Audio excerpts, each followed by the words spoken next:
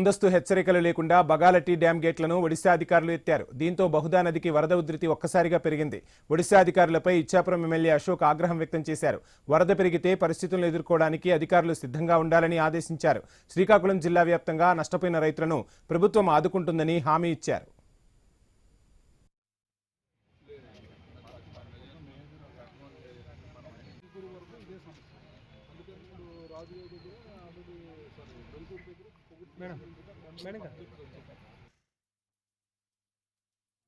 మన రాష్ట్రాన్ని తాకినటువంటి సందర్భంలో ముఖ్యంగా మన ఇచ్చాపురం నియోజకవర్గంలో మహేంద్ర తనయ పరివాహక ప్రాంతమైనటువంటి పైడిగాం కానీ, అలాగే ఇక్కడ ఉన్నటువంటి బాహుదా పరివాహక ప్రాంతంలో ఇచ్చాపురం మండలంలో కానీ అనేక రకమైనటువంటి సమస్యలు అనేవి మనం చూడటం జరిగింది. ముఖ్యంగా ఏంటంటే ఒరిస్సా గవర్నమెంటు వాళ్ళు మనకి పూర్తి సమాచారం ఇవ్వకుండానే వాళ్ళు అక్కడ గేట్లు లిఫ్ట్ చేయడం వల్ల వరద ప్రత్యేకంగా ఏంటంటే నిన్న రాత్రి 1 గంట 2 గంటల వరకు కూడా దాదాపు 51,000 క్యూసెక్ల వాటర్ అనేది రిలీజ్ చేయడం జరిగింది.